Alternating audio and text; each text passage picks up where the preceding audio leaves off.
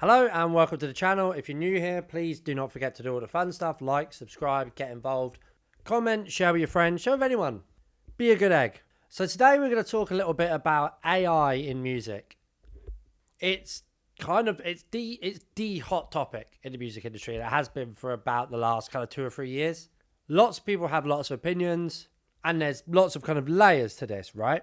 But I'm interested in how many people out there have actually tried to make AI music themselves, or tried to release music that's made by AI, or tried to figure out how can money be made from this, if it can be made from it. Is there actually a real market for this? Is there a world where this can be a profitable thing? Will fans ever really take to or fall in love with an AI band in the same way you fall in love with whoever, or in the same way that I fell in love with the Sugar Babes when I was young? Essentially, can you make creating AI music profitable? Can you use it to actually make money off streams and sales and all that sort of stuff, right? So I looked into this. I actually wanted to see if this was a possibility to be able to create music via AI, put it onto streaming platforms, promote the songs, and see how much money could actually be made, if any. So today we're just going to talk through what that process actually looked like, how easy it was to do, and how much money was actually generated from this process, okay? So what I created was an AI record label. That was the objective, right? To create a record label with entirely AI artists on it. So not real artists, music that's created via AI tools, right? The goal of this, or my objective, was to see if these AI artists could drive enough streaming revenue to fund the real artists that are on my record label. The idea being that if I could get a regular source of income from these AI artists through Spotify's algorithm, then it would provide more revenue for the real artists on my real record label. So, step one, how do you actually make AI music? Maybe you've never tried this before. I hadn't tried this before until this came along. So I'm going to take you through how this is done. The first step is to find a platform which allows you to do this. The one that I use is called Udio. So you can see it here on screen. It takes a little bit of getting used to, but once you're used to it, it can be really quite powerful. So here's the library of all the songs that I made. This is all free or close to free. You get given credits here. And what you essentially do is you write a prompt in this section here. You can upload an audio reference. You can upload your own lyrics, or you can ask it to generate lyrics, or you can have it as an instrumental.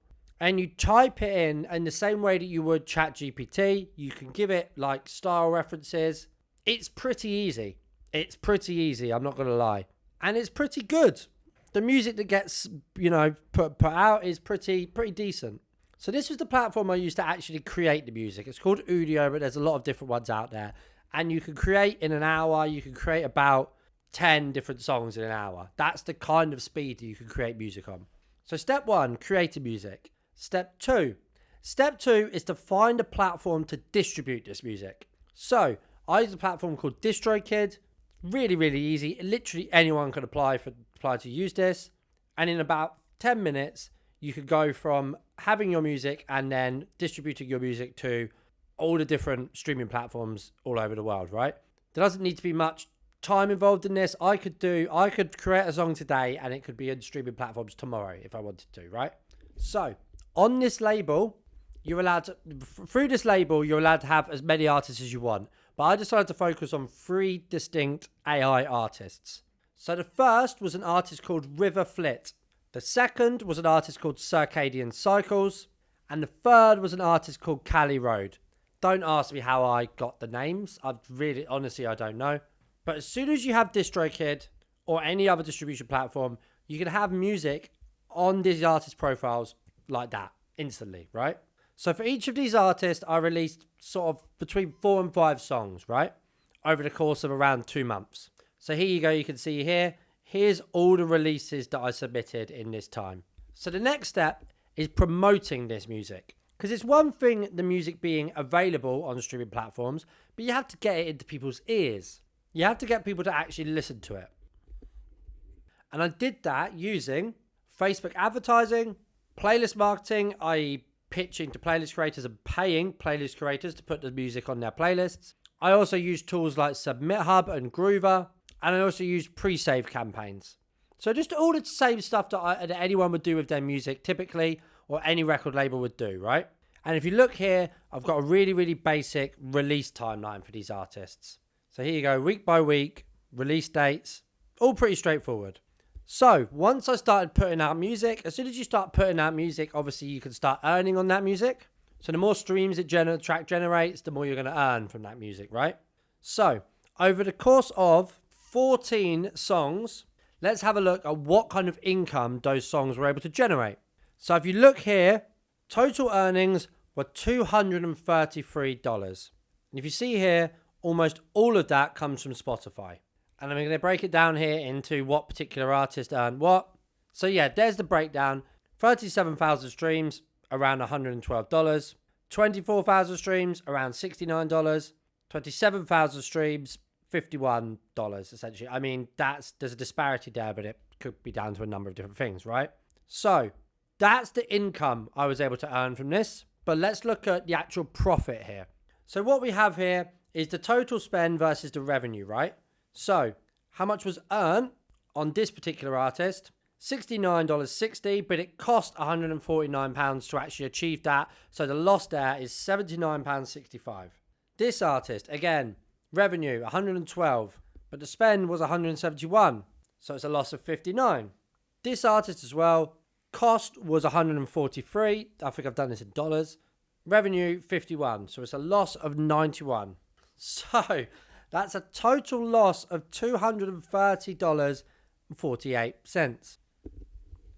So no, it didn't make any money. It lost me 230 quid essentially. And that's obviously not taking into account the time that is involved in doing this, the effort that's involved in promoting this music, and all of that stuff, right? So what's the point that I'm trying to make here? The point that I'm trying to make here is that a lot of people are quite concerned about AI music. They're quite concerned that it's going to take up a lot of their revenue or a massive space for where they would want their music to be, and that AI is going to replace humans in this process of making music and promoting music and so on and so forth, right? My point here is to try and illustrate that even in this scenario whereby obviously I'm acting as the record label here, I take all the revenue from all of this, I'm still losing 50% of the money that I spent to promote this music, right? And I'm also trying to highlight that there's still a skill involved with promoting this music. It's still hard to do.